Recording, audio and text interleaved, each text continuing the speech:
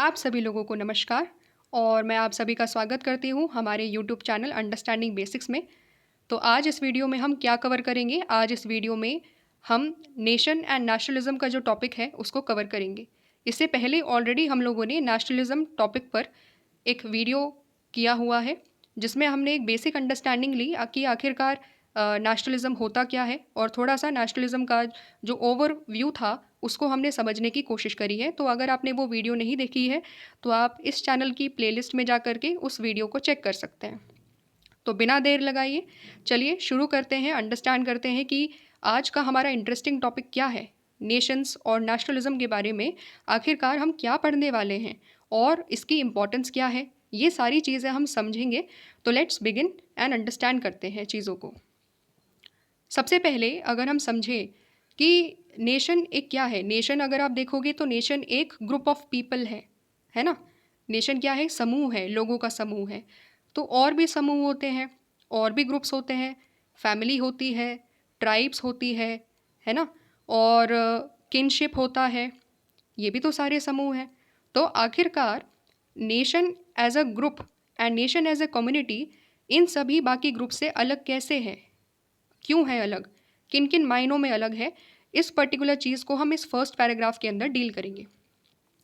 तो यहाँ पर क्या बोला गया है इस बुक में? यहाँ पर ये बोला गया है कि जब हम फैमिली की बात करते हैं तो फैमिली में क्या है? फैमिली में ये होता है कि हम फैमिली के जितने भी मेंबर हैं वो एक दूसरे को जानते हैं, है ना, हमारी ब्लड रिलेशन है, हम एक दूसरे के चेहरे को पहचानते हैं और हम एक दूसरे की आइडेंटिटी को पहचानते हैं, हम एक दूसरे के व्यवहार को जानते हैं, बहुत अच्छे तरीके से जानते हैं क्योंकि हम एक ही परिवार के लोग हैं। हम एक दूसरे के कैरेक्टर को भी बहुत अच्छे तरीके से जानते हैं कि कौन अच्छा बोलता है, कौन मीठा बोलता है, कौन बहुत जल्दी गुस्सा कर देता है। ये सारी बातें हमें पता होती है क्योंकि हम फैमिली के मेंबर हैं। दूसरी तरफ अगर हम फैमिली से आगे चले, अगर हम एक ट्राइब की बात करें, ट्राइब में क्या है? ट्राइब में भी कुछ ना कुछ कॉमन रिलेशन आपको देखने को मिलेंगे। ट्राइब के बीच में क्या होता है कि ट्राइब के अंदर जो रिलेशन होती है वो मैरिजेस से डिसाइड होती है ना, शादियाँ होती हैं, उसकी वजह से वहाँ पर रिलेशनशिप होती है, वहाँ पर डिसेंट से रिलेशंस डिटरमाइन होती है। तो कहीं ना कहीं अगर हम एक ट्राइबल या कबीले की भी बात करेंगे तो भी वहाँ पर हम अगर लोगों के बीच की रिलेशनशिप को समझना चाहे तो हम एक लिंक निकाल सकते हैं कि हाँ, अगर ट्राइब में जितने भी लोग हैं वो कहीं ना कहीं एक दूसरे से कनेक्टेड होंगे, या तो मैरिजेस की वजह से उनका कोई रिलेशन होगा या किसी और वजह से उन एक तरीके से वो एक दूसरे को जानते होंगे। तो ट्राइब्स की हमने बात कर ली। पर इसको जब हम राष्ट्र के लेवल पर लागू करें, जब हम इसको नेशन से समझने की कोशिश करें, तो अगर मैं क्वेश्चन पूछूं कि क्या आज तक, जितनी भी आपकी एज है, क्या आज तक आपने हर भारतीय से मुलाकात कर ली है? आप बोलोगे कि ऐसा कैसे हो सकता है, हम हर भारतीय से कैसे मिल सकते हैं, है ना। आप बोलोगे कि नहीं, हमने आज तक हर इंडियन से तो मुलाकात करी ही नहीं है। अगर इस तरीके से मैं क्वेश्चन पूछूं कि क्या जब आपका लास्ट लाइफ होगा या लास्ट डे होगा on this earth in this nation, क्या आप तब ये बोल पाओगे, इस एबिलिटी में होगे कि क्या आप कि आपने हर भारतीय से मुलाकात कर ली है? तब भी आप बोलोगे कि नहीं, ये पॉसिबल नहीं है कि हम अपने पूरे जीवन में हम हर भारतीय से मिल लें। तो जब हम लोगों से जानते ही नहीं हैं, जब हम लोगों से पूरे अपने जीवन में मुलाकात नहीं करते हैं, तो ऐसा ऐसा क्या है इस आइडिया ऑफ नेशन में कि हम एक दूसरे के मरने के लिए तैयार हो जाते हैं? जो एक सैनिक बॉर्डर पर बैठा हुआ है उसको नहीं पता वो कितने लोगों से मिला होगा, बहुत ही कम लोगों से मिला होगा, लेकिन फिर भी वो उन लोगों के लिए मरने के लिए तैयार है और अपनी कंट्री को डिफेंड करने के लिए बिल्कुल तैयार रहता है। तो इसका मतलब क्या है? इसका मतलब ये है कि नेशन और बाकी सारे ग्रुप्स अलग है इस मामले में कि बाकी सारे ग्रुप्स में कहीं ना कहीं हम लिंकेजेस देख सकते हैं, कोई ना कोई रिलेशन हम निकाल सकते हैं, रिश्ते निकाल सकते हैं। लेकिन नेशन का जो आइडिया है वो नेशन का आइडिया रिश्तों से बंधा हुआ नहीं है, ठीक है, वो उससे ऊपर है, वो हमारी इमेजिनेशन में है। इमेजिनेशन में कैसे है उसी चीज़ को हम समझने की कोशिश करेंगे, ठीक है। अब हम नेक्स्ट पैराग्राफ की तरफ चलते हैं। नेक्स्ट पैराग्राफ में क्या बोला है कि जनरली ऐसा माना जाता है, ठीक है, ऐसा माना जाता है कि जो नेशंस होते हैं वो कॉन्स्टिट्यूट करे जाते हैं बाय अ ग्रुप जिसके या तो एक लैंग्वेज सेम होगी या रिलीजन सेम होगा, या हो सकता है वो ग्रुप एथनिसिटी को शेयर करता हो, ठीक है। तो ऐसा माना जाता है कि अगर कोई राष्ट्र होगा ना, कोई नेशन होगा, तो पक्का उसमें कुछ ना कुछ एक लैंग्वेज होगी, एक रिलीजन होगा, एक एथनिसिटी होगा। जनरली हम लोग भी ऐसा ही मानते हैं। बट यहाँ पर क्या बोला हुआ है कि in fact there is no common set of characteristics which is present in all the nations. एक कॉमन कैरेक्टरिस्टिक्स नहीं है जो हर कंट्री में प्रेजेंट हो। मतलब ये है कि ऐसा नहीं है कि एक कंट्री में केवल एक ही लैंग्वेज होगी, पॉसिबल तो नहीं है ना, अलग अलग लैंग्वेजेस हो सकती है। मान लो अगर एक ही लैंग्वेज हो भी गई तो जो दूसरा कंट्री है जिसके बारे में हम बात करेंगे उसमें कुछ और हो सकता है, उसमें एक रिलीजन हो सकता है, उसमें एक एथनिसिटी हो सकती है तीसरे कंट्री में, है ना। तो इसका मतलब क्या है कि जब अगर हमें ऐसे देखना है कि अगर हम अपनी ग्लोब का पिक्चर देखें और हम बोले इतने सारे कंट्रीज़ हैं, इसमें पूरी ग्लोब में इतने सारे कंट्रीज़ हैं, क्या एक कॉमन सेट ऑफ कैरेक्टरिस्टिक्स है जो हर कंट्री में प्रेजेंट हो? आप बोलोगे कि नहीं, डिफरेंसेस है हर कंट्री में। कैसे डिफरेंसेस है? जैसे फॉर एग्जांपल यहाँ पर बताया हुआ है कनाडा। कनाडा अगर आप देखोगे तो कनाडा में इंग्लिश स्पीकिंग लोग भी है, फ्रेंच स्पीकिंग लोग भी है, लेकिन तब भी वो नेशन है। दो अलग अलग लैंग्वेजेस के लोग एक साथ रहते हैं एज एक नेशन में। इंडिया के एग्जाम्पल ले लो। इंडिया में क्या है? इंडिया में तो इतनी सारी लैंग्वेजेस है कि हर 1-2 किलोमीटर पर जो हमारी बोली है वो बदल जाती है, ठीक है, जो टोन है वो अलग हो जाता है। और लैंग्वेजेस तो बहुत ही सारी है, ट्राइबल एरियाज़ में अलग लैंग्वेजेस है, कश्मीर की कश्मीरी भाषा है, दक्षिण में हम चले जाएंगे तो अलग अलग भाषाएं हमें मिलेंगी। तो इतनी सारी लैंग्वेजेस है जो अलग अलग रीजन में बोली जाती है, अलग अलग कम्युनिटीज़ के द्वारा बोली जाती है। और जो अलग नेशंस हैं, बहुत सारे नेशंस में ज़रूरी नहीं है कि कोई कॉमन रिलीजन भी हो। क्रिश्चियनिटी भी है वहाँ पर इस्लाम भी है, वहाँ पर हिंदुइज़्म भी है, वहाँ पर जूइश भी है, ठीक है। तो इतनी सारी डिफरेंसेस होने के बावजूद भी आखिरकार नेशन है ना, मतलब जितने भी नेशन हैं उसमें डिफरेंसेस ज़रूर है, ठीक है। तो इससे हम क्या समझने की कोशिश कर रहे हैं? तो हम क्या समझने की कोशिश कर रहे हैं? क्या हम ये समझने की कोशिश कर रहे हैं कि कॉमन कैरेक्टरिस्टिक्स होते हैं किसी कंट्री में, या हम ये समझने की कोशिश कर रहे हैं कि एक नेशन में अलग अलग कैरेक्टरिस्टिक्स होते हैं, अलग अलग रिलीजन होते हैं, अलग अलग लैंग्वेजेस होती है, अलग अलग रीजन के लोग रहते हैं, अलग अलग एथनिसिटी के लोग रहते हैं, और तब भी वो एक नेशन को बना रहे हैं? तो इसका मतलब आखिरकार नेशन क्या है? क्वेश्चन ये खड़ा हो गया कि आपने तो इतनी सारी चीज़ें बता दी नेशन के बारे में, इतने सारे अलग अलग एग्जाम्पल्स दे दिए, तो नेशन क्या है? हम कैसे कंक्लूड करें, कन्फ्यूजन दूर करें प्लीज़। कैसे समझ ले कि हाँ नेशन का मतलब एग्जैक्टली ये है, क्या समझे नेशन को? तो यहाँ पर वो चीज़ दी हुई है। यहाँ पर क्वेश्चन उठाया है उन्होंने, what then constitutes a nation? Nation बनता किससे है? क्या चीज़ें मिल करके एक नेशन को बना रही है आखिरकार? इसी चीज़ को हम इस पूरे टॉपिक के अंदर डील करने वाले हैं। तो आज की वीडियो का मुख्य जो क्वेश्चन है हमारा वो ये होगा, what then constitutes a nation. और ये बहुत इंपॉर्टेंट टॉपिक है, एग्जामिनेशन पर्सपेक्टिव से भी ये बहुत इंपॉर्टेंट है, क्योंकि सीधा सीधा इस पर क्वेश्चन बन सकता है कि नेशन बनता किससे है, क्या क्या चीज़ों से बनता है, क्या क्या कॉमन अजम्पशंस है जिससे हमारा नेशन या कोई भी नेशन बनता है, ठीक है। तो ये जो मैंने टिक मार्क किया हुआ है रेड से, इसका मतलब ये है कि ये लाइन बहुत इंपॉर्टेंट है, और ये लाइन आप सीधा सीधा एग्जाम में अगर कोई ऐसा क्वेश्चन आता है कि व्हाट इज़ नेशन, आप लिख सकते हो उस चीज़ के लिए। So please take a note of that, ये बहुत ज़रूरी है। जब भी आप इस वीडियो में बहुत सारे ऐसे टिक मार्क देखोगे रेड कलर से, मैं बताती रहूँगी आपको स्पेसिफिकली, ताकि आप टिक कर लो। और जब भी आपको ये चैप्टर रिवाइज़ करना हो या इतना पोर्शन रिवाइज़ करना हो तो आप इनको ज़रूर रीड करें, क्योंकि ये कोर एरियाज़ हैं, ठीक है। पूरा का पूरा टॉपिक समझने के लिए इन टॉपिक से या इन लाइन से अगर आप गो थ्रू कर जाओगे तो आप रिकॉल कर लोगे ईजिली कि आपने क्या पढ़ा, ये टॉपिक है किसके बारे में, ठीक है। तो please take a note of that. क्या बोला हुआ है, डेफिनेशन पढ़ते हैं, क्योंकि डेफिनेशन के कुछ सर्टेन वर्ड्स है जो काफ़ी इंपॉर्टेंट है। Nation is to a great extent an imagined community held together by the collective beliefs, aspirations and imagination of its member.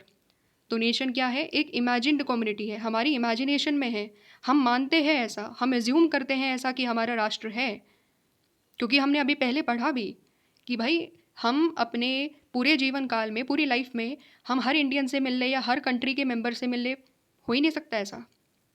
लेकिन मिलते नहीं है तब भी हम अपने आप को एज्यूम करते हैं कि अब तब भी हम एक दूसरे को देख करके बोल देते हैं कि ये भी मेरी कंट्री का है, मैं भी अपनी ही कंट्री का हूँ, तो हम सभी एक ही कंट्री के हैं। वो फीलिंग आती है, टुगेदरनेस की फीलिंग आती है कि नहीं आती है? तो नेशन क्या है? इमेजिन्ड कम्युनिटी है which is held together by the collective beliefs. सभी के कलेक्टिव बिलीफ से, जितने भी लोग उस देश में रह रहे हैं उन सभी के कलेक्टिव बिलीफ से वो एक साथ आती है, एक फीलिंग आती है कि ये हमारा राष्ट्र है। लोगों के बिलीव्स के साथ साथ में एस्पिरेशंस भी है कि हमारा राष्ट्र, हम क्या चाहते हैं, हमारा राष्ट्र कैसा दिखे, ठीक है, हमारा राष्ट्र कैसा होना चाहिए, वो एस्पिरेशंस भी है लोगों में। बिलीफ के साथ साथ कि हम एक राष्ट्र है, तो साथ साथ में हमारे पास एक एस्पिरेशन भी है कि हम अपने राष्ट्र को कैसा बनाना चाहते हैं, और इमेजिनेशन है सभी मेंबर्स का, ठीक है। It is based upon certain assumptions which people make about the collective whole with which they identify. तो ये क्या है? ये सर्टेन एजम्पशंस हैं जो लोग बनाते हैं कि जब हम भारत की बात करेंगे, फॉर एग्जांपल अगर हम भारत की बात करेंगे तो हम भारत के किन किन एस्पेक्ट के बारे में बात करेंगे, हम भारत को अपने साथ कैसे जोड़ेंगे, अपने आप को भारत के साथ कैसे जोड़ेंगे, वो अजम्पशन है। हम इमेजिन करेंगे कि हम पूरे के पूरे कलेक्टिव होल के साथ जोड़ करके देखते हैं अपने आप को। हम सभी भारतीय हैं, हम सभी अपने आप को भारतीय और इंडियंस मानते हैं, तो हम सभी अपने आप को जोड़ करके देखते हैं पूरे कलेक्टिव आइडेंटिटी के साथ, ठीक है। तो क्या समझे? अगर मैं इसको बताऊं सिंपल स्पष्ट भाषा में, तो वो ये है आ जाती है कि यहाँ पर नेशन क्या है? इमेजिन्ड कम्युनिटी है, ठीक है। ये तो एक बहुत सिंपल शब्द है, मेरे हिसाब से दिमाग में बैठ भी गया होगा। इमेजिन्ड कम्युनिटी है नेशन, जो कलेक्टिव बिलीफ्स पर बनता है और कलेक्टिव एस्पिरेशंस पर बनता है और लोगों की इमेजिनेशन से बनता है, ठीक है। बहुत सिंपल है आई थिंक, ठीक है। तो हमने 2-3 बार समझ लिया, तो ताकि, इसलिए मैं बार बार बोल रही हूँ ताकि आपके दिमाग में चीज़ें बैठ जाए, ठीक है। वीडियो देखने के साथ साथ में चीज़ें आपको दिमाग में बैठ भी जाए, याद भी हो जाए, मेरा पर्पज़ वो है। अब यहाँ पर हमने क्या समझा, यहाँ पर हम समझने वाले हैं कि अब कि क्या क्या अजम्पशंस हैं। जब भी हम बात करेंगे किसी भी नेशन की कि हमारा नेशन क्या है, तो क्या क्या अजम्पशंस हम बनाते हैं, किन किन चीज़ों से हमारा नेशन बनता है, या जब हम नेशन की अवधारणा के बारे में बात करते हैं, नेशन के आइडिया के बारे में बात करते हैं, कौन कौन सी चीज़ों से हमारा नेशन का आइडिया बनता है, उन सब चीज़ों को हम पढ़ेंगे। सबसे पहला जो हमारा नोशन है, जो अजम्पशन है हमारे नेशन के बारे में या किसी भी नेशन की जब हम बात करते हैं, तो पहला नोशन होता है शेयर्ड बिलीव्स का। मतलब क्या है? मतलब ये है कि a nation is constituted by belief. Nation बनता है बिलीफ से, ठीक है, कि हम सभी एक है। हमारी बिलीफ क्या है? किसी भी नेशन के लोगों से आप पूछ लीजिए, फ्रांस में चले जाइए, अमेरिका में चले जाइए, ठीक है, बांग्लादेश में चले जाइए, या फिर आप इंडोनेशिया में चले जाइए, हर लोगों में, हर व्यक्ति में वहाँ पर ये बिलीफ मिलेगा कि हम एज ए नेशन एक है, ठीक है। मिले ना हो चाहे एक दूसरे से, लेकिन फिर भी हमारे अंदर ये बिलीफ है, ये भावना है, इस प्रकार की ये विश्वास है कि हम सब एक हैं, हम सब इसी राष्ट्र के नागरिक हैं, वो बिलीफ आती है। और जहाँ पर ये बिलीफ नहीं होती, तो वो नेशन के जो लोग हैं वो आपस में एक दूसरे से कनेक्ट कैसे करेंगे? फिर नहीं कर पाएंगे ना। इसीलिए बिलीफ सबसे ज़्यादा बड़ा बेस होता है नेशन को बनाने का, या नेशन में एक जो नेशन का आइडिया होता है वो इसी चीज़ पर बनता है, ठीक है। अब नेशन कोई ऐसा तो है नहीं, मैं पूछूं कि बताओ भाई नेशन क्या है, तो आप ऐसे टच करके बता दो ये रहा नेशन, है ना। नेशन तो ऐसे कोई टेंजिबल चीज़ तो नहीं है ना, जैसे पहाड़ है, जैसे बिल्डिंग है या नदियाँ हैं, जिसको हम देख सके और बता सके कि ये रहा नेशन। ऐसे तो नहीं पकड़ सकते ना हम लोग, नहीं पकड़ सकते भाई, टेंजिबल नहीं है। तो ये चीज़ क्या है? ये चीज़ है हमारी बिलीव्स की, ठीक है। और ये बिलीफ क्या है? ये बिलीफ है कलेक्टिव आइडेंटिटी की बिलीफ। ये जो मैंने ग्रीन पोर्शन में हाईलाइट करा है, बहुत इंपॉर्टेंट शब्द है। मान लो अगर आपका एग्जाम में कभी भी क्वेश्चन आता है नेशन के बारे में और उसकी अजम्पशंस के बारे में, तो जब आप शेयर्ड बिलीफ्स का टॉपिक लिखोगे तो उसके अंदर आप ये हाईलाइटेड वाली जो लाइन्स है इनको ज़रूर याद करके जाए और वहाँ पर लिख दीजिएगा, आपका काम हो जाएगा। क्योंकि ये बहुत कम लाइन्स हैं लेकिन बहुत इंपॉर्टेंट लाइन्स हैं। आपको बहुत ज़्यादा याद नहीं करना है, केवल कुछ और कुछ जो इंपॉर्टेंट चीज़ें हैं यहाँ पर शेयर्ड बिलीफ्स के बारे में, अगर आप ये लिख दोगे आपका काम हो जाएगा, ठीक है। तो पहला हमने क्या पढ़ा कि जब हम शेयर्ड बिलीफ के बारे में बात करते हैं तो कलेक्टिव आइडेंटिटी के बारे में बात करेंगे कि हम सभी की आइडेंटिटी एक है, कलेक्टिव है हम लोग एक साथ, एंड हमारा एक विजन भी है for the future of a group, ठीक है। हमारा क्या है? हमारा एक विजन भी है। अगर हम अपने आप को एक इंडिपेंडेंट पॉलिटिकल एग्जिस्टेंस के तौर पर देखते हैं, हर किसी कंट्री का एक इंडिपेंडेंट पॉलिटिकल एग्जिस्टेंस है, हर कंट्री इंडिपेंडेंट है, हर कंट्री सोवरेन है। तो वो सोवरेन होने के नाते अपना एक विजन भी रखती है कि हमारा फ्यूचर क्या होगा, है ना। हर किसी का एक फ्यूचर डिसाइडेड होता है। हमने अपने लिए टारगेट रख दिया है कि 2050 तक या आने वाले कुछ टाइम पीरियड में हम अपने आप को एक डेवलप्ड कंट्री बना लेंगे। India will be a developed nation. ये चीज़ है, ये फ्यूचर है हमारा, एक विजन है हमारे ग्रुप के लिए। जो भी इस देश में जितने भी लोग रह रहे हैं उन सब के लिए हमारा एक कलेक्टिव विजन है। इसको हम ऐसे समझ सकते हैं, जब भी हम एक टीम के बारे में बात करेंगे तो टीम का मतलब क्या है, क्या होता है। टीम में टीम स्पिरिट होती है। टीम स्पिरिट का मतलब है एक साथ काम करेंगे, एक साथ खेलेंगे, एक साथ ऑब्जेक्टिव सेट करेंगे, एक साथ उस ऑब्जेक्टिव्स को अटेन करेंगे। यही तो टीम स्पिरिट का बेस है। अगर हम अपने आप को उस टीम का मेंबर ही नहीं मानते हैं, अगर हम ये बिलीफ ही नहीं रखते हैं कि हम उस टीम के सदस्य हैं और हमें उस टीम के लिए काम करना चाहिए, तो क्या वो टीम कोई मैच जीत पाएगी? नहीं पॉसिबल हो पाएगा ना। तो ठीक उसी तरीके से नेशन के लिए भी ज़रूरी क्या है, पहली ज़रूरी चीज़ है बिलीफ होना बहुत ज़रूरी है। एक साथ काम करना ज़रूरी है, एक साथ कलेक्टिव आइडेंटिटी रखना ज़रूरी है। ठीक है। सो लास्ट लाइन मैं पढ़ रही हूँ, a nation exist when its members believe that they belong together. Togetherness की फीलिंग होनी बहुत ज़रूरी है और नेशन तभी एग्जिस्ट करता है। मान लो अब यहाँ पर मेरा एक क्वेश्चन है आप सभी से, क्या बिना बिलीव्स के नेशन नहीं हो सकता? ठीक है, क्या बिना बिलीव के नेशन नहीं हो सकता? तो हमें बिलीव की इंपॉर्टेंस को अगर हमें समझना है तो हमें क्वेश्चन उठाना पड़ेगा कि अगर बिलीफ ना हो तो क्या कोई सोल्जर सियाचिन में -10, -20, -30 डिग्री सेल्सियस में भी हमारे बॉर्डर्स की रक्षा करेगा? बिलीफ ही तो है, इसकी वजह से अपनी जान देने के लिए तैयार है वहाँ पर। बर्फ़ से भी लड़ना है, मौसम से भी लड़ना है, दुश्मनों से भी लड़ना है, बिलीफ की वजह से। दूसरा क्वेश्चन मेरा उठता है कि अगर बिलीफ ना हो कि हमारा पूरा नेशन एक है और उसमें रहने वाले हर लोगों के लिए हमें काम करना है, तो क्या कोई भी पॉलिटिशियन पूरी कंट्री के लिए काम करेगा? बिलीफ ही नहीं होगा तो काम कैसे करेगा फिर? बिलीफ ही नहीं होगा तो अपने विजन कैसे रखेगा कि हमें अपने आप को डेवलप कंट्री बनाना है, हमें भारत को गरीबी मुक्त करना है? बिलीफ की वजह से वो चीज़ हो रही है। बिलीफ नहीं है तो क्या कोई कंट्री का कोई व्यक्ति अपना टैक्स देगा? बिलीफ ही तो है कि हाँ, मेरा जो टैक्स दिया जा रहा है उससे मेरे बाकी सभी जो कंट्रीमैन हैं उनकी डेवलपमेंट हो रही है, अच्छी रोड्स बन रही है, उन लोगों को अच्छी सर्विसेज मिल रही है, उन लोगों को फ्री में डिस्ट्रीब्यूशन हो रहा है खाने का, मेडिसिन मिल रही है उन लोगों को। सब कुछ बेस नेशन का बिलीफ है। ये सारे क्वेश्चन मैंने इसलिए उठाए कि अगर हमें किसी भी चीज़ की इंपॉर्टेंस को समझना होता है तो हम क्वेश्चन ये करते हैं, हम एक ऐसे सिनेरियो को देखते हैं जहाँ पर वो चीज़ ना हो, तो हमें चीज़ें और ज़्यादा क्लियर समझ में आती है। ठीक है, तो पूरा आइडिया हम लोगों ने समझ लिया कि सबसे पहली चीज़ ज़रूरी क्या है, बिलीफ है। अब यहाँ पर ये छोटा सा बॉक्स दिया हुआ है, यहाँ पर ये बच्चा कहता है कि देखिए, तुम तो हमारी जो टीम है उसके लिए चीयर अप ही नहीं कर रहे हो, तो क्या तुम्हारे अंदर नेशनलिस्ट स्पिरिट नहीं है क्या? तुम हमारी कंट्री को पसंद नहीं करते हो? तो यहाँ पर फिर ये रिप्लाई करती है कि देखो, मैं उतनी ही नेशनलिस्ट हूँ जितना कि तुम हो। क्यों? क्योंकि नेशनलिस्ट होने का मतलब यहाँ पर मेरे लिए ये है कि मैं अपनी वोट भी दे रही हूँ, मैं अपने टैक्सेस पे कर रही हूँ ताकि मेरी कंट्री के बाकी लोगों का डेवलपमेंट हो सके, मेरी कंट्री का डेवलपमेंट हो सके। साथ ही साथ में मैं अपनी कंट्री के हर लॉ को मान रही हूँ, मैं रिस्पेक्ट करती हूँ अपनी पूरी की पूरी कंट्री के जितने भी लॉज हैं। अब अपने बाकी सभी फेलो सिटीजन्स के राइट्स को मैं रिस्पेक्ट कर रही हूँ। And I am also proud to belong to this country. मुझे गर्व है इस कंट्री से बिलोंग करने में। तो ये क्या है? ये है एक व्यक्ति ये मान रहा है कि जब हम नेशनलिज्म के बारे में बात करेंगे तो उसका मतलब ये है कि अपनी टीम के लिए चेयर करना, वो उसका अपना पर्सपेक्टिव है। ठीक है, वो उसका अपना पर्सपेक्टिव है कि मैं अपने आप को अपने राष्ट्र के साथ अगर मैं जोड़ना चाहता हूँ तो मैं अपनी टीम के लिए चेयर अप करूँगा। ठीक है, आपका अपना पर्सपेक्टिव है।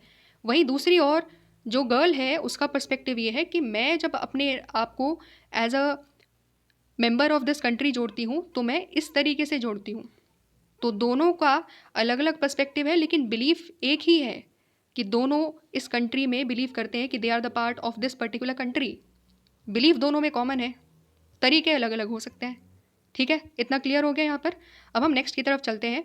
नेक्स्ट है हमारा हिस्ट्री। बिलीफ के बाद आती है अब हिस्ट्री। हिस्ट्री क्या है? हिस्ट्री ये है कि जितने भी लोग हैं जो अपने आप को एज ए नेशन कहते हैं, तो वो अपने आप को मानते हैं कि उनकी एक कंटिन्यूइंग हिस्टोरिकल आइडेंटिटी है। ठीक है, एक ऐसी आइडेंटिटी है जो हिस्टोरिकल टाइम से है और कंटिन्यू होती जा रही है।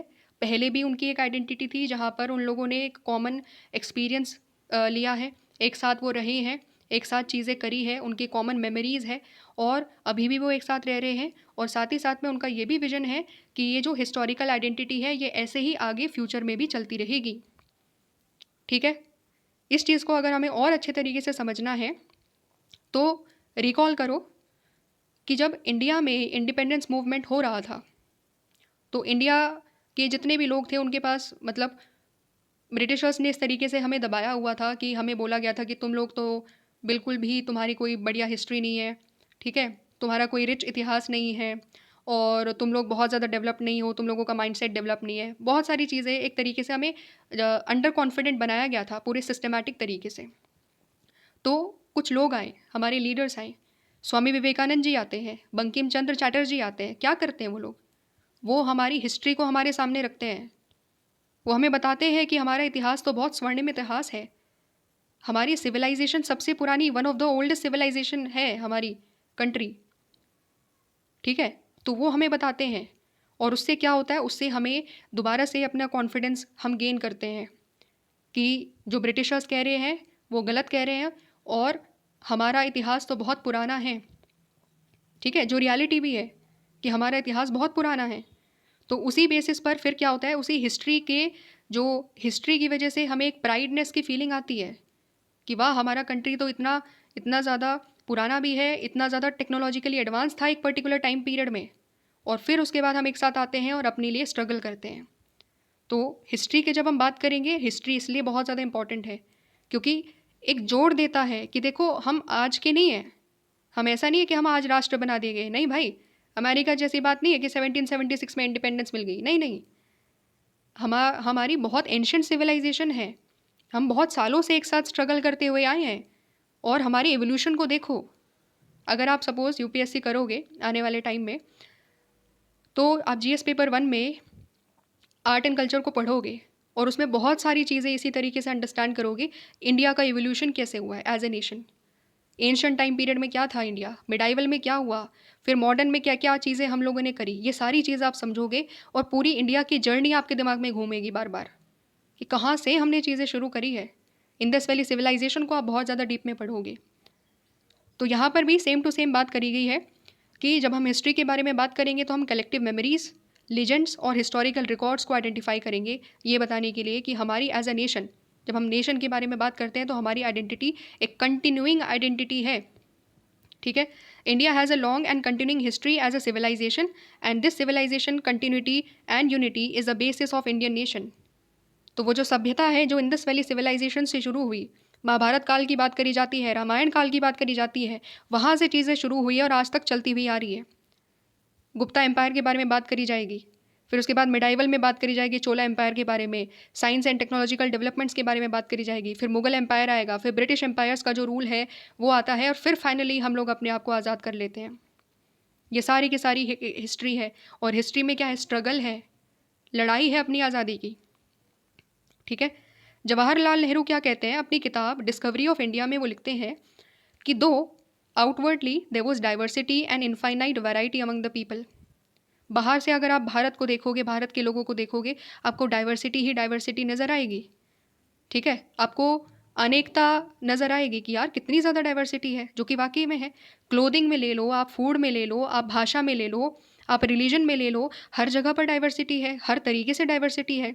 लेकिन क्या कहते हैं जवाहरलाल नेहरू? जवाहरलाल नेहरू ये कहते हैं कि तब भी एक वननेस की फीलिंग तब भी है, मतलब डिस्पाइट डाइवर्सिटी हम सब एक है। वही same to same concept, unity in diversity वाला, अनेकता में भी एकता है। क्यों है? क्योंकि कॉमन हिस्ट्री है हम लोगों की, इसीलिए। ठीक है, चाहे कभी भी हमें कुछ भी हमने गलत क्यों ना सहा हो, लेकिन एक साथ सहा है और एक साथ लड़ाई लड़ी है, एक साथ स्ट्रगल किया है हम लोगों ने एज ए नेशन, इसीलिए हम सभी यूनाइटेड है और हम सभी एक कंट्री में, एक कंट्री के हिस्सा है। तो जब भी कोई कंट्री की बात करी जाएगी तो हिस्ट्री दूसरा इंपॉर्टेंट एस्पेक्ट आएगा बिलीफ के बाद। तीसरी इंपॉर्टेंट क्या है? तीसरा इंपॉर्टेंट चीज़ हम चलते हैं टेरिटरी की तरफ। टेरिटरी क्या है? टेरिटरी ये है कि जब भी नेशन बात करेंगे ना, तो नेशन अपने आप को एक पर्टिकुलर टेरिटरी के साथ ज़रूर जोड़ते हैं कि अगर हम अपने आप को राष्ट्र बोलते हैं तो हम अपनी ज़मीन को ज़रूर जोड़ेंगे कि हाँ, अगर हम राष्ट्र है तो हम इस पर्टिकुलर टेरिटरी के अंदर रहे थे, हमने यहाँ पर स्ट्रगल करी थी, हमने यहाँ पर सारे के सारे डेवलपमेंट्स करे थे, हमारे ऐतिहासिक मॉन्यूमेंट्स यहीं पर है। तो उसी कंट्री के साथ, उसी टेरिटरी के साथ हम अपने आप को जोड़कर देखते हैं। ठीक है, अब ये क्या है, ये टेरिटरी इंपॉर्टेंट है क्योंकि टेरिटरी हमें इमेजिन करने में मदद करता है कि हम एक हैं। और टेरिटरी को अलग अलग तरीके से जो कंट्रीज़ हैं, जो नेशन है, वो अलग अलग तरीके से डिमार्केट करते हैं या इसको अलग अलग तरीके से बुलाते हैं। कुछ कंट्री या कुछ नेशंस अपने आप को क्या कहते हैं कि हमारी जो टेरिटरी थी ना, वो हमारे लिए होमलैंड थी। ठीक है, हमारे लिए क्या थी, होमलैंड थी।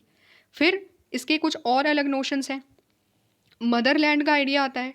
टेरिटरी को क्या कहा जाता है नेशन में, टेरिटरी का अजम्पशन ये है कि टेरिटरी इज़ मदरलैंड। भारत माता की बात करी जाती है कि नहीं, पूरा भारत का एक जो पूरा भारत का नक्शा है और उसमें भारत माता विराजमान है भारत के झंडे के साथ, तो वो क्या है, मदरलैंड है। सिमिलरली फादरलैंड भी माना जाता है। यूरोप में अपनी कंट्रीज़ जो भी नेशनैलिटीज़ है वो उसको फादरलैंड बोलते हैं, होली लैंड भी बोला जाता है। ठीक है, तो इस तरीके से हमने ये देखा कि जब भी हम नेशन के बारे में बात करेंगे ना, तो नेशन अलग अलग तरीके से अपनी टेरिटरी को बुलाते हैं, अलग अलग तरीके से बुलाते हैं। जैसे यहाँ पर आपकी बुक में एग्जाम्पल दिया हुआ है ज्यूइश लोगों का। तो जो ज्यूइश लोग हैं उनका जो ओरिजिनल होम है ना, जो एंसेस्ट्रल होम है, जो उनके पूर्वज का जो घर है, जो लैंड है, वो थी पैलेस्तीन। ठीक है, तो वहीं पर ज्यूइश लोग रहा करते थे, फिर वहाँ से उनको भगा दिया गया।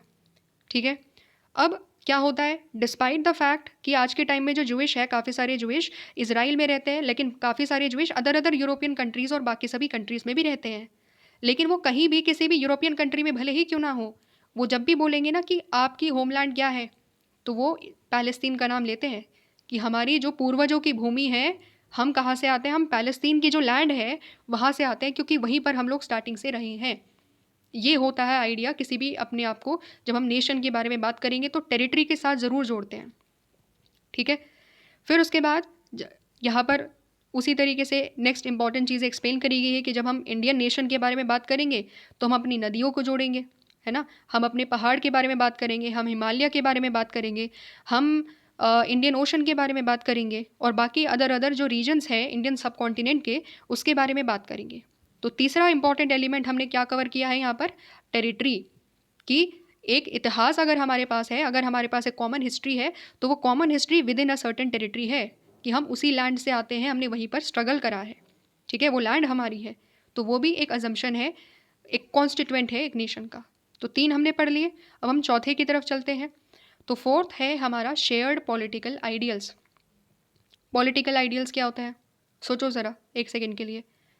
पॉलिटिकल आइडियल्स का मतलब है कुछ सर्टन पॉलिटिकल वैल्यूज़। डेमोक्रेसी हो सकता है, इक्वालिटी हो सकता है, लिबर्टी, इक्वालिटी, फ्रेटर्निटी, ये पॉलिटिकल वैल्यूज़ थे फ्रेंच के। ठीक है, तो पॉलिटिकल वैल्यूज़ भी एज ए नेशन हम शेयर करते हैं, उसी को हम इस पर्टिकुलर टॉपिक के अंदर पढ़ने वाले हैं कि कौन कौन सी वैल्यूज़ है, क्या क्या इंपॉर्टेंट चीज़ें हैं जो हम लोग एज ए नेशन शेयर करते हैं। सबसे पहली बात यहाँ पर बोली गई है कि टेरिटरी और शेयर्ड हिस्टोरिकल आइडेंटिटी तो इम्पॉर्टेंट रोल प्ले करते ही हैं किसी भी कंट्री में वननेस की फीलिंग को जनरेट करने के लिए, लेकिन it is a shared vision of the future and the collective aspiration to have an independent political existence, जो डिस्टिंग्विश करता है ग्रुप्स को नेशंस से। नेशन, रिकॉल करो स्टार्टिंग में हमने क्या पढ़ा था कि एक राष्ट्र, एक नेशन बाकी ग्रुप से अलग क्यों है, फैमिली से अलग क्यों है, ट्राइब से अलग क्यों है, किनशिप से अलग क्यों है, तो उसके हमने अलग अलग कारण अभी देखे। एक और जो कारण है अलग होने का अलॉन्ग विद हिस्ट्री, टेरिटरी, वो है पॉलिटिकल आइडेंटिटी या पॉलिटिकल विजन। मतलब क्या है इसका, एक विजन होना, नेशन का एक विजन होता है कि हमारा फ्यूचर कैसा होगा, हमारी एक कलेक्टिव एस्पिरेशन होती है कि हम आज़ादी प्राप्त करना चाहते हैं, तो हम आखिरकार क्यों प्राप्त करना चाहते हैं, वो हमारी विजन थी, तभी तो हम एक साथ आए कि नहीं आए।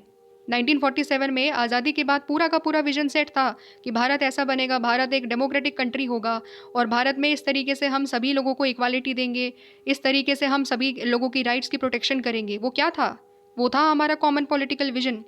ठीक है, तो एक राष्ट्र के बारे में जब भी हम बात करेंगे तो उसमें पॉलिटिकल विजन्स भी उतने ही इंपॉर्टेंट होते हैं।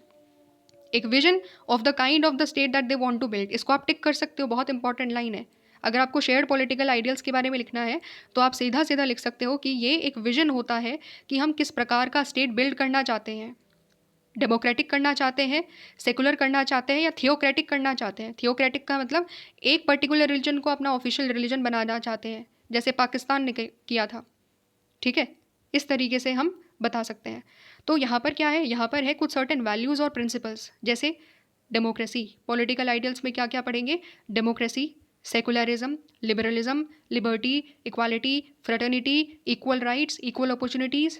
यही सारे वो पॉलिटिकल आइडियल्स है जो हर कंट्री अपने लिए सेट करता है जनरली। ठीक है, these ideals represent the terms under which they come together and they are willing to live together. कि अगर हम बोल रहे हैं कि हम अपने आप को बनाना कैसा चाहते हैं, हम अपना भारत का राष्ट्र कैसे बनाना चाहते हैं, कैसा भारत चाहते हैं, तो यही सारे आइडियल्स हैं जिसके बेसिस पर हम ये बताते हैं कि देखो, हम भारत को डेमोक्रेटिक बनाएंगे, सेकुलर बनाएंगे, रिपब्लिक बनाएंगे, सोशलिस्ट बनाएंगे। ये सारी चीज़ें जो प्रियम्बल में लिखी हुई है। ठीक है, एक ऐसा भारत होगा जिसमें हर किसी को लिबर्टी होगी, इक्वालिटी होगी, फ्रेटर्निटी होगी। ये सारी चीज़ें, ये सारे हमारे पॉलिटिकल आइडियल्स हैं। डेमोक्रेसी में क्या होता है? डेमोक्रेसी में it is a shared commitment to a set of political values and ideals that is most desirable basis of a political community या नेशन स्टेट। लोकतंत्र में अलग अलग कल्चर के लोग होते हैं, है ना? अलग अलग कल्चर के लोग होते हैं, अलग अलग रिलीजन के होते हैं, अलग अलग लैंग्वेजेस के होते हैं। तो जब हम डेमोक्रेसी के बारे में बात करेंगे तो डेमोक्रेसी का फंडामेंटल कैरेक्टरिस्टिक्स क्या है कि हम इक्वालिटी के साथ ट्रीट करेंगे हर किसी को। हम पॉलिटिकल वैल्यूज़ और जो आइडियल्स हैं जो हमारे कॉन्स्टिट्यूशन में लेड डाउन है, हम उसको फॉलो करेंगे। और जब हम एक पॉलिटिकल कम्युनिटी के तौर पर अपने आप को देखेंगे, जब हम अपने आप को एज ए नेशन देखेंगे, और कौन सा नेशन? डेमोक्रेटिक नेशन के तौर पर जब हम अपने आप को देखेंगे तो हम बोलेंगे कि हाँ, हमारे कुछ सर्टेन ऑब्लिगेशंस भी हैं। ठीक है, वो कौन कौन से ऑब्लिगेशंस हैं? वो ऑब्लिगेशंस अराइज होते हैं from recognition of the rights of each other as citizens. कि अगर मैं सिटीज़न हूँ तो मेरे बगल वाला भी सिटीज़न है, और अगर मैं चाहता हूँ दैट कि मेरे राइट्स प्रोटेक्टेड हो, तो हमें ये इंश्योर करना पड़ेगा कि हम दूसरे सिटीज़न के राइट्स को भी प्रोटेक्ट करें, उनकी रिस्पेक्ट करें। सो नेशन क्या है? नेशन की स्ट्रेंथ किस चीज़ में लाई करती है? नेशन की स्ट्रेंथ इसी चीज़ में लाई करती है कि जब उस नेशन के अंदर रहने वाले जितने भी लोग हैं वो इस चीज़ को एक्नॉलेज करे और एक्सेप्ट करे कि उनकी कुछ जिम्मेदारियां हैं बाकी सभी फेलो मेंबर्स के प्रति। एंड ये क्या होता है? ये रिकॉग्निशन हो जाना ही सबसे ज़्यादा एक स्ट्रॉन्गेस्ट टेस्ट होता है लॉयल्टी टू द नेशन का। अगर हमें अपने आप को बताना है कि हम अपने कंट्री के प्रति लॉयल है तो क्या करना पड़ेगा? कैसे वफादारी दिखाएंगे? हर किसी को तो जान नहीं देनी ना अपनी कंट्री के लिए। हर किसी का रोल अलग अलग तरीके से है, अलग अलग तरीके से डिफाइन है। लेकिन एक बेसिक क्राइटेरिया ये होता है कि अगर हमें अपनी कंट्री के प्रति लॉयल्टी या वफादारी दिखानी है तो ज़रूरी है कि हम अपनी जिम्मेदारियों को अच्छे तरीके से निभाएं। हम ये रिस्पेक्ट करें कि हमारे साथ बाकी सभी लोगों के राइट्स भी हैं। हम अपने कंट्री के जितने भी लॉज हैं उनको फॉलो करें, अपनी ड्यूटीज़ को निभाएं। अपने बाकी सभी, अगर हम बहुत प्रिविलेज्ड हैं तो हम बाकी सभी जो अंडर प्रिविलेज या मार्जिनलाइज सेक्शंस हैं उनके लिए हम अपने पैसे को कंट्रीब्यूट करें, उनकी डेवलपमेंट के लिए काम करें। जितना ज़्यादा हो सकता है अपनी कंट्री के लिए काम करें, तो जा करके हम कह सकते हैं कि हाँ, हम एक लॉयल सिटीज़न है अपनी कंट्री के। इसीलिए क्या बोला जाता है कि अगर हमें लॉयल्टी दिखानी है तो पॉलिटिकल आइडियल्स जो कंट्री के हैं, जो हमारे पॉलिटिकल वैल्यूज़ है, जो मूल्य है, जो हर कॉन्स्टिट्यूशन हमें दे रहा है, हमें उसको फॉलो करना होगा। तो चौथा कैरेक्टरिस्टिक्स हमने क्या पढ़ा, क्या अजम्पशन पढ़ी हम लोगों ने पढ़ी कि डेमोक्रेटिक स्टेट्स में कुछ सर्टेन पॉलिटिकल वैल्यूज़ होते हैं जो हम एज्यूम करते हैं कि हम अगर राष्ट्र है तो हमारे राष्ट्र में हमें कुछ सर्टेन वैल्यूज़ है जो हमें अपने जीवन में भी लागू करनी है और हमें उनको फॉलो करना है। तो जा करके हम अपने आप को मानेंगे कि yes, we are as a nation. समझ में आया यहाँ तक चीज़ें? 4 चीज़ें हम लोगों ने पढ़ी। बिलीफ्स पढ़ा हम लोगों ने, ठीक है, हिस्ट्री हम लोगों ने पढ़ा, हम लोगों ने शेयर्ड टेरिटरी को पढ़ा, साथ ही साथ में हम लोगों ने फिर लास्ट में पॉलिटिकल वैल्यूज़ को भी पढ़ा जो हमारी किसी भी नेशन की एक पॉलिटिकल आइडेंटिटी को बताता है। ठीक है, अब यहाँ पर इसी चीज़ से जुड़ा हुआ एक पर्टिकुलर डिबेट है।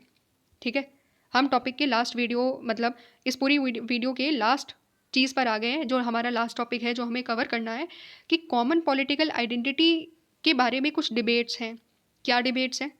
डिबेट ये है कि बहुत सारे लोग ऐसा मानते हैं केवल एक शेयर्ड पॉलिटिकल विजन होना किसी भी सोसाइटी के लिए या किसी भी स्टेट के लिए वो इनफ नहीं है। क्या नहीं है? इनफ नहीं है to bind individuals together as a nation. कि अगर हमें लोगों को एक साथ लेकर आना है, लोगों को अपने नेशन के प्रति लॉयल्टी दिखाने के लिए बोलना है, या लोगों को एक साथ इकट्ठा करना है एज अ नेशन, तो केवल और केवल पॉलिटिकल विजन से वो चीज़ें हो जाए, शेयर्ड पॉलिटिकल विजन से वो चीज़ें हो जाए, केवल उतना नहीं चाहिए, वो इनफ नहीं होगा, ये कह रहे हैं।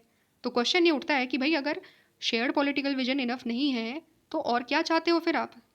आपका क्या मॉडल है? आप क्या बताना चाहते हो कि आपके लिए क्या चीज़ और होनी चाहिए ताकि हम ये इंश्योर कर सकें कि सभी लोग एक साथ अपने आप को एज अ नेशन माने, एक टुगेदरनेस की फीलिंग अपने आप में देखें?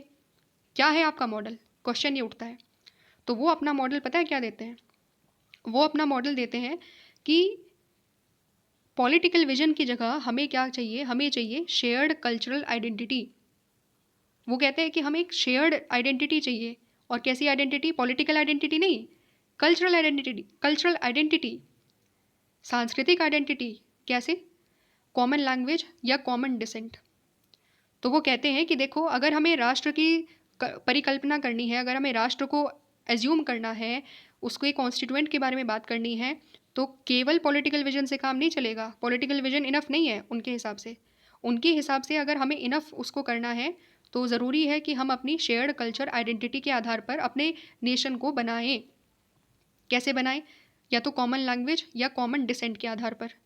अब इसी चीज़ को हमें समझना है और इसी डिबेट को हमें और ज़्यादा डेप्थ में कवर करने की कोशिश करनी है कि आखिरकार ये कहना क्या चाहते हैं और क्या इनका मॉडल सही है या इसमें कमियां हैं।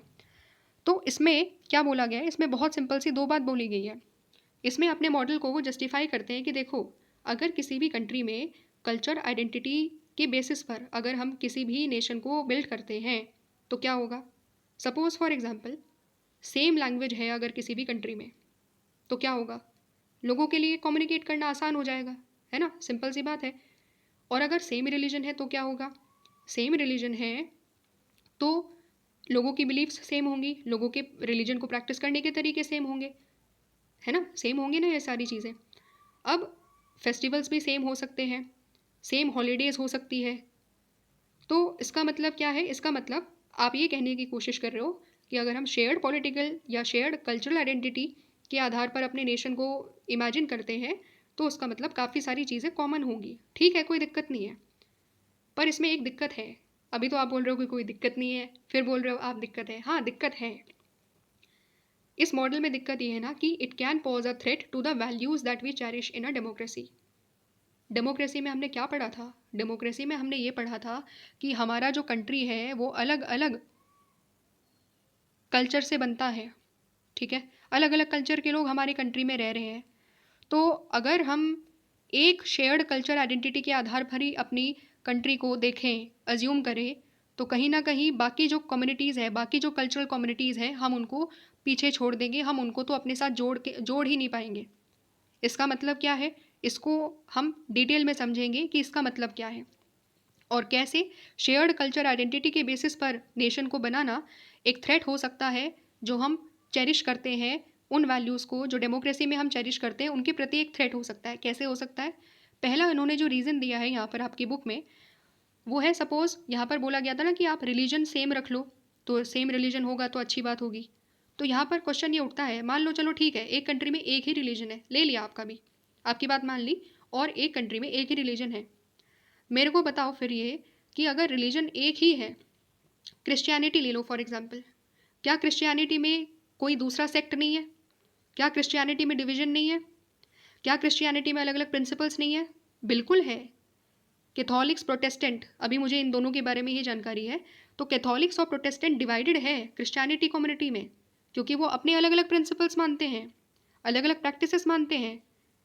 तो इसका मतलब तो फिर ये हो गया कि अगर आप ये कह रहे हो कि रिलीजन के बेसिस पर हमें अपने आप का नेशन को एज्यूम करना चाहिए, तो रिलीजन में भी तो डाइवर्सिटी है, रिलीजन में भी तो अंतर है। तो फिर क्या होगा? फिर ये होगा कि अगर फिर आपको ऐसे चूज़ करना पड़ेगा कि हम रिलीजन में कैथोलिक्स को ही मानेंगे, कैथोलिक्स प्रैक्टिसेस को ही मानेंगे, प्रोटेस्टेंट को इग्नोर कर दोगे। तो प्रोटेस्टेंट पर इग्नोर कर दोगे तो अपनी कैथोलिक्स आइडेंटिटी को आप प्रोटेस्टेंट पर इम्पोज करोगे। प्रोटेस्टेंट चिल्लाएंगे फिर कि ये क्या कर रहे हो आप। हमारी तो मान्यताएं अलग है, हमारी बिलीफ्स अलग है, हम कैथोलिक्स को नहीं मानने वाले। बोलेंगे कि नहीं बोलेंगे? रेजिस्ट करेंगे ना वो लोग अपनी डिमांड को। तो ठीक उसी तरीके से यहाँ पर ये क्या बोल रहे हैं, ये लास्ट लाइन में यहाँ पर लिखा हुआ है कि if we ignore the differences and forge an identity on the basis of common religion, अगर हम कॉमन रिलीजन के आधार पर भी अपनी आइडेंटिटी को बनाने की कोशिश करते हैं ना, तो सोसाइटी हमारी ऑथोरिटेटिव होगी, ऑपरेसिव सोसाइटी होगी, डेमोक्रेटिक सोसाइटी तो रहने नहीं वाली। क्योंकि आप एक फेद को, एक प्रिंसिपल्स को बाकी सभी लोगों के ऊपर ज़बरदस्ती डालोगे फिर। ठीक है, तो पहला केस तो हमने कंसिडर कर लिया। दूसरा केस क्या दिया हुआ है? दूसरा केस यहाँ पर ये बोलते हैं कि देखो, पूरी की पूरी दुनिया में जितनी भी कंट्रीज़ है, किसी का भी एग्जाम्पल उठा लो, सारी की सारी कंट्रीज़ आज के टाइम में कल्चरली डाइवर्स है। हर सोसाइटी आज के टाइम में कल्चरली डाइवर्स है। कोई एक कल्चर, एक लैंग्वेज, एक रिलीजन हो, ऐसा तो बहुत रेयर है, ना के बराबर है आज के टाइम में। इतनी ज़्यादा डाइवर्सिटी है। तो अगर इतनी ज़्यादा डाइवर्सिटी है, तो किसी एक सिंगल रिलीजन को या किसी एक सिंगल लिंग्विस्टिक आइडेंटिटी को इम्पोज कर देना, क्या होगा? बाकी सारी ग्रुप्स को एक्सक्लूड कर दोगे ना फिर आप। अगर आप ये बोल रहे हो, सपोज फॉर एग्जाम्पल, भारत में केवल हिंदी बोली जाएगी, कोई एक गांव का व्यक्ति जो तमिल बोलता है उसके ऊपर क्या बीतेगी? कोई एक नॉर्थ ईस्ट में ट्राइबल है जो अपनी अलग भाषा बोलता है, उसके ऊपर क्या बीतेगी? वो तो बोलेगा फिर। क्या बोलेंगे ये लोग? ये बोलेंगे कि हमें तो इंडिया का पार्ट माना ही नहीं जा रहा, क्योंकि हमारे ऊपर एक ही पर्टिकुलर भाषा इम्पोज कर दिया आपने। बोलेंगे कि नहीं बोलेंगे? ठीक उसी तरीके से एक ही रिलीजन इम्पोज कर दिया जाए, तो बाकी रिलीजियस कम्युनिटीज़ जो माइनॉरिटीज़ है, बाकी रिलीजियस कम्युनिटीज़ बोलेगी कि अब तो हमारे लिए इस कंट्री में कोई जगह ही नहीं है, क्योंकि हम तो अपना रिलीजन प्रैक्टिस ही नहीं कर सकते, हमें तो वो राइट्स ही नहीं, सारे राइट्स तो आपने छीन लिए। किस प्रकार की डेमोक्रेसी रह गई फिर? आएंगे ये इशूज़, है ना।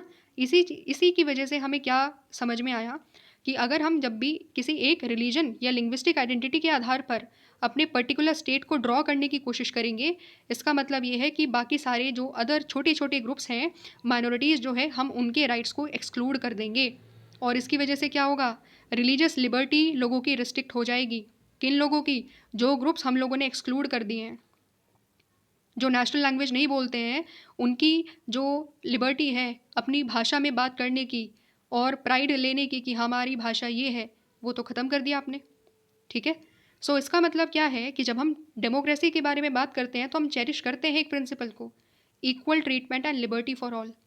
हम ये बात करते हैं कि हर किसी को इक्वल ट्रीटमेंट मिलेगा और हर किसी की लिबर्टी का प्रोटेक्शन मिलेगा। अब वो क्या कर दिया आपने? वो तो आपने लिमिट कर दिया, क्योंकि आप एक ही लैंग्वेज या एक ही रिलीजन या और कोई बेसिस पर, एक ही कल्चरल बेसिस पर आप थोपने की कोशिश करोगे। और अभी हमने पिछले वाला जो अजम्पशन पढ़ा है, वो ये पढ़ा है कि जब हम डेमोक्रेसी के बारे में बात करते हैं तो कुछ हम कॉमन पॉलिटिकल विजन्स लेकर के चलते हैं, हम कल्चरल आइडेंटिटी को नहीं लेकर के चलते हैं।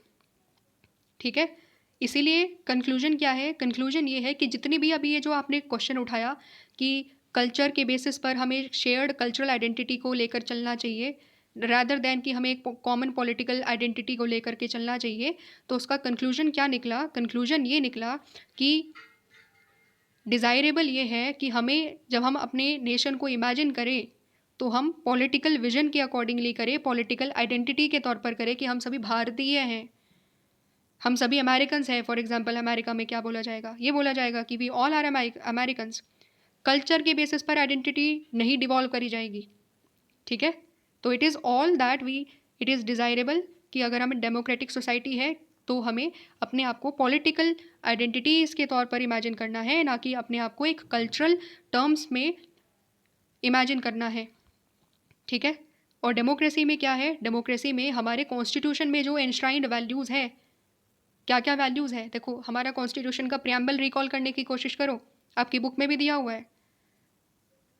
क्या है प्रियम्बल में लिखा हुआ? We the people of India constitute India into sovereign socialist secular democratic republic. हम भारत के लोग भारत को ऐसा बनाते हैं। किसी रिलीजन की बात करी, किसी कास्ट की बात करी हो, किसी लैंग्वेज की बात करी हो? नहीं किया गया ना। क्या बोला गया? We the people of India, हम भारत के लोग।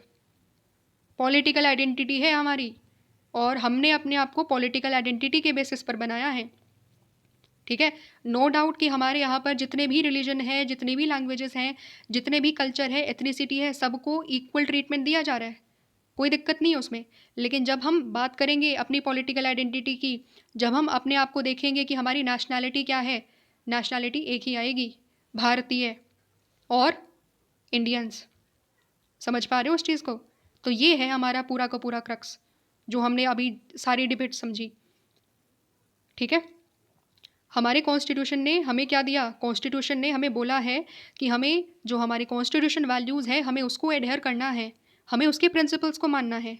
किसी भी कंट्री का कोई भी कॉन्स्टिट्यूशन क्यों ना हो, वो कॉन्स्टिट्यूशन में जो वैल्यूज़ है लिबर्टी की, इक्वालिटी की, फ्रेटर्निटी की, यूनिटी और इंटीग्रिटी की, हमें उसमें विश्वास रखना है।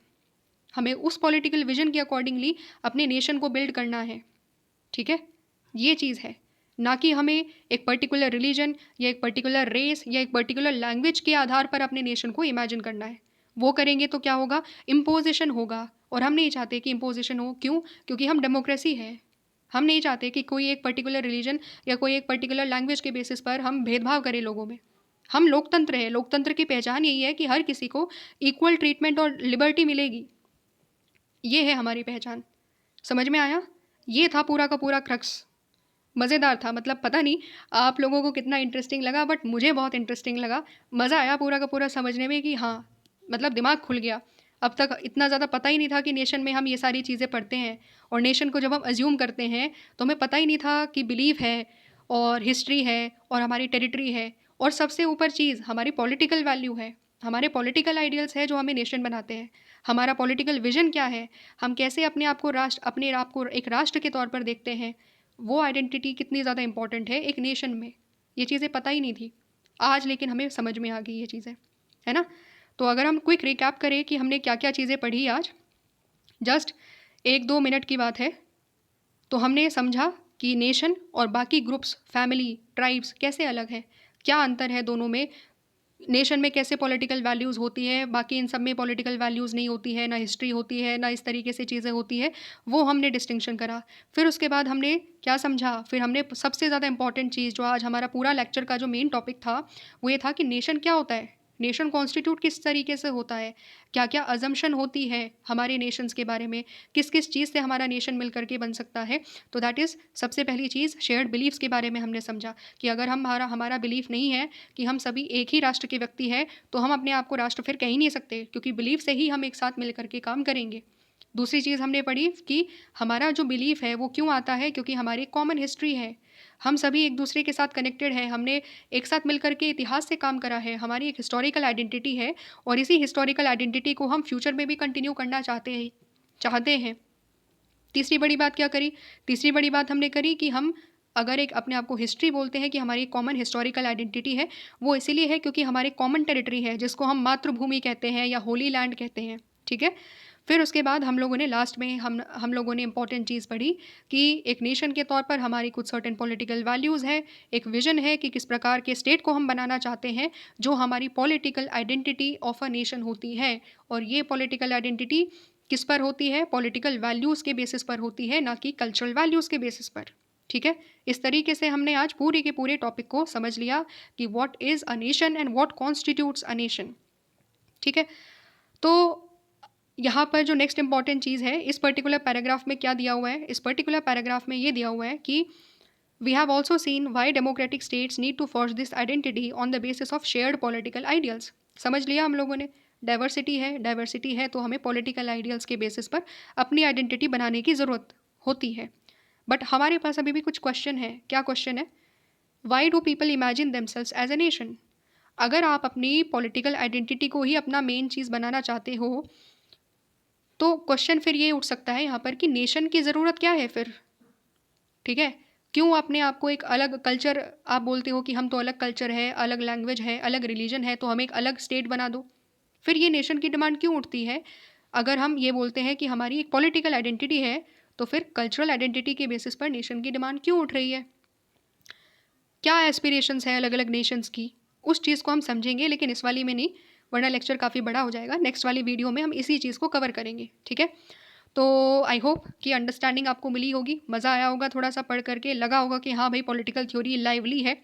हम रिलेट कर पाते हैं, अपने आप को बहुत ज़्यादा जोड़ पाते हैं, और इसी चीज़ की वजह से पॉलिटिकल साइंस इंटरेस्टिंग भी होता है। ठीक है, सो टिल देन, जब तक हम नेक्स्ट वीडियो में इस टॉपिक को करें तब तक आप खूब मन लगा करके पढ़ते रहिए, और इसी तरीके से हार्डवर्क करते रहिए, अपना बेस्ट देते रहिए हर दिन, और तब तक के लिए मुस्कुराते रहिए, हंसते रहिए, और मिलते हैं अपनी जो नेक्स्ट वीडियो है उसमें, इसी चैनल पर, अंडरस्टैंडिंग बेसिक्स पर। तब तक थैंक यू सो मच, मिलते हैं नेक्स्ट वीडियो में।